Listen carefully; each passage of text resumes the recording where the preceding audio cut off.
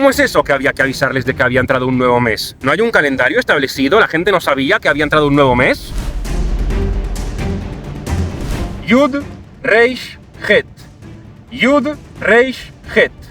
Yud, Reish, Het.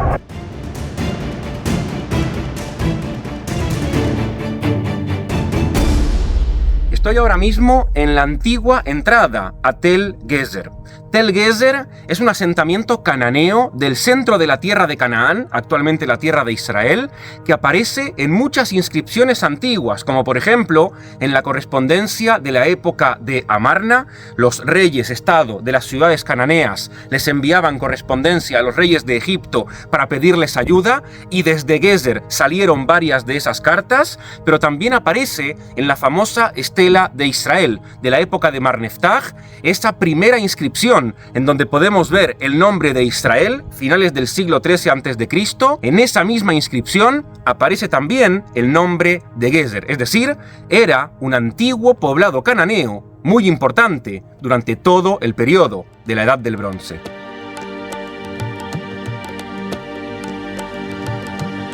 Este lugar, Gezer, era súper importante en la antigüedad. ¿Por qué? Porque quien controlaba Gezer controlaba prácticamente toda la tierra de Israel o prácticamente toda la tierra de Canaán. Nos encontramos a mitad de camino entre la planicie de la costa y la zona montañosa central. De hecho, toda esa zona que se ve ahí a mis espaldas es la región montañosa de Judá, quiere decir Jerusalén. Y del otro lado se puede apreciar la planicie de la costa. Toda esa región que vemos allá es la región de la costa mediterránea, la ciudad de Tel Aviv, la ciudad de Ashdod, y desde aquí se puede ver todo. El que está aquí controla el camino principal, porque por aquí pasaba el camino principal de la tierra de Canaán, de la antigüedad. Los que iban de Mesopotamia a Egipto, los que iban de Egipto a Mesopotamia, pasaban por aquí. Pero no vinimos a Gezer a hablar de la historia de Gezer, sino que vinimos a Gezer a hablar del calendario judío.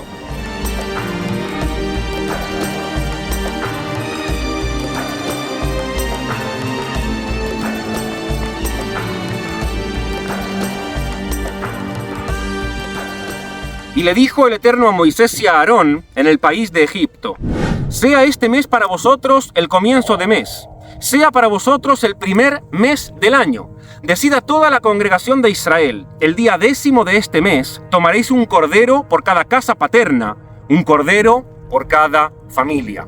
Vemos que el tema de los meses en la tradición bíblica de Israel es importantísimo, porque los meses marcan las festividades. Sin embargo, en toda la Torá, los meses no figuran con nombre propio. Del mismo modo que los días de la semana no tienen nombre propio, son 1, 2, 3, 4, excepto el séptimo, que es el Shabbat, que sí tiene, los meses tampoco. Mes 1, mes 2, mes 3, y así se designan los meses en la tradición judía bíblica, sin nombres, solamente de forma numérica. Una de las características del calendario de los antiguos hebreos o de los antiguos israelitas es que es lunisolar. Significa que depende tanto de la luna como del sol. Los meses dependen de la luna, pero el sol es importante para establecer las estaciones del año. Y es por eso que como el calendario lunar y el calendario solar no son compatibles, es decir, el calendario lunar tiene menos días al año que el calendario solar, hay una diferencia de entre 10 y 11 o 12 días dependiendo del año, cada cierto tiempo hay que agregarle un mes al calendario hebreo, porque si no hay festividades que con el paso de los años caerían en estaciones diferentes. Y esto es un problema, porque según el judaísmo hay fiestas que tienen que caer en momentos del año específicos, como por ejemplo Pesaj. Está escrito en la Torá que Pesaj tiene que ser siempre en primavera, pero como los meses son lunares y hay un desfase con respecto a las estaciones del año, cada tanto hay que agregar un mes para ajustar el año.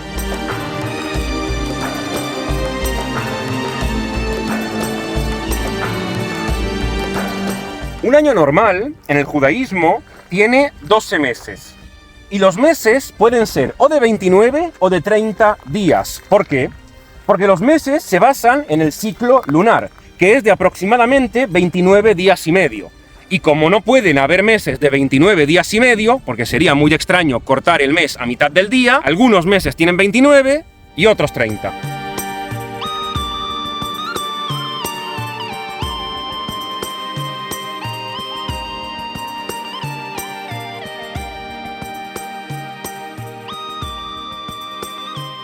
Cuando el pueblo judío se va exiliado a Babilonia, empieza a adoptar costumbres de Babilonia. Y cuando el pueblo judío retorna de Babilonia, en el periodo del Segundo Templo, ya comienzan los meses a tener nombre.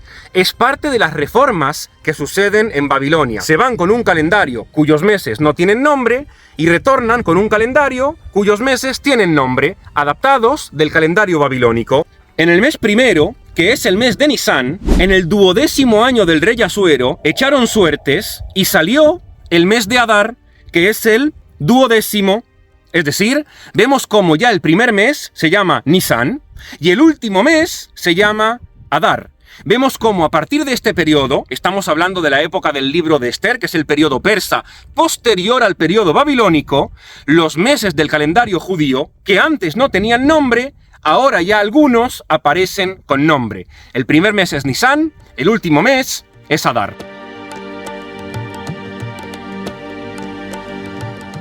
Quiero agradecer a todos aquellos que han estado adquiriendo mi curso de historia judía y les recuerdo a aquellos que quizás sean nuevos en el canal que aquí en la caja de descripción tienen un enlace que los deriva a la Escuela de Judeohistoria, que es una academia online creada por mí, en donde pueden adquirir el primer curso, toda la historia judía en tan solo 5 horas, aquí en la caja de descripción. Otro ejemplo, en el libro de Nehemías, capítulo 6, leemos: y la muralla fue terminada el día 25 del mes de Elul, en 52 días. El mes de Elul, otro mes que aparece con su nombre, un nombre tomado prestado del calendario babilónico. Vemos cómo los libros del Tanaj, que fueron escritos inmediatamente después del exilio en Babilonia, cuando hablan de los meses, ya hablan de ellos con nombre. A diferencia de los libros que fueron escritos antes del exilio en Babilonia, que cuando hablan de los meses no saben cómo se llaman y simplemente se refieren a ellos de forma numérica. Una anomalía extraña que tiene el calendario judío es que en la diáspora hay festividades que se celebran 2 días.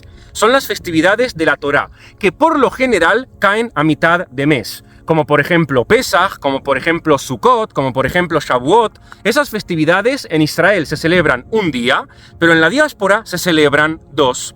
¿Y por qué?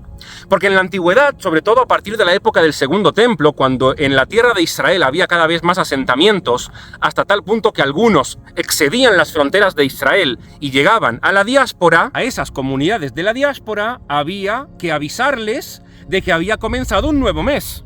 ¿Cómo es eso que había que avisarles de que había entrado un nuevo mes? ¿No hay un calendario establecido? ¿La gente no sabía que había entrado un nuevo mes?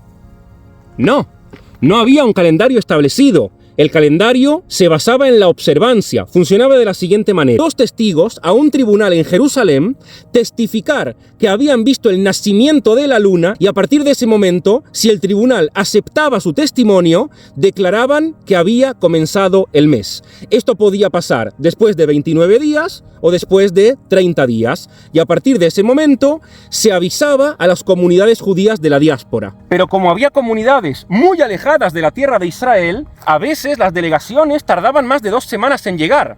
¿Y por qué esto es un problema?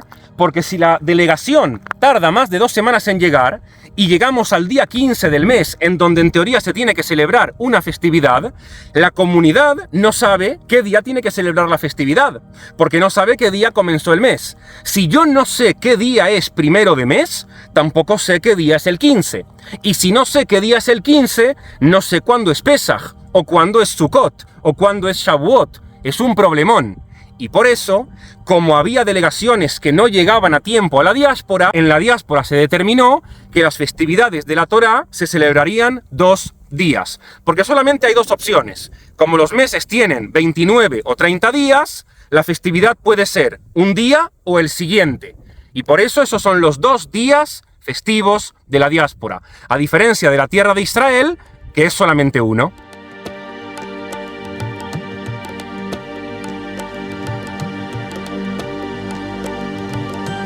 ¿Y por qué estoy contando sobre el alfabeto hebreo aquí, en Tel Gezer? Nada más y nada menos que por este hallazgo arqueológico encontrado en las excavaciones. Esta es la que se conoce como la tabla de Gezer. Es, además de ser una de las inscripciones en hebreo antiguo más antiguas jamás encontradas. Podemos ver que está escrito en alfabeto cananeo, quiere decir en alfabeto hebreo antiguo, no el hebreo actual. Se trata también de un calendario. Cuesta un poco de leer, además esto es una réplica, pero podemos identificar algunas letras en hebreo arcaico. Esta es la Yud, Reish, Het. Yud, Reish, Het.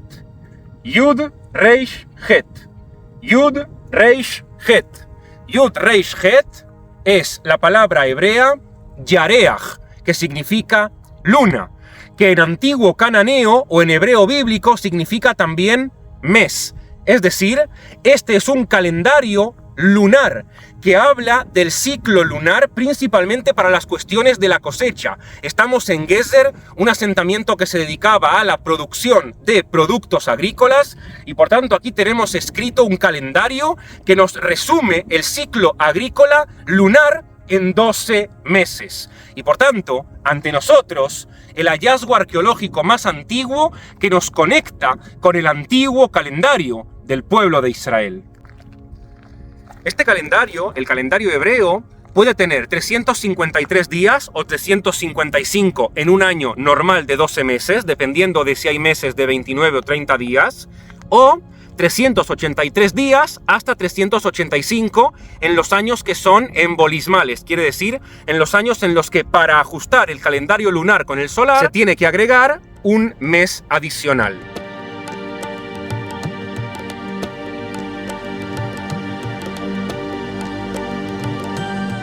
Hoy en día, el calendario judío no se basa ya en el testimonio de dos testigos que van a un tribunal en Jerusalén para testificar que vieron la luna nueva y así decretar el nacimiento de un nuevo mes, sino que desde hace por lo menos 1500 años, el calendario judío es un calendario fijo, establecido, que sigue un orden de 19 años, un ciclo de 19 años, en donde algunos años tienen 12 meses, es decir, son años normales, y algunos años son bisiestos, es decir, tienen 13 meses, en un ciclo que se repite una y otra vez durante 19 años. Esto significa que el calendario judío y el calendario gregoriano, cristiano, occidental, se juntan una vez cada 19 años.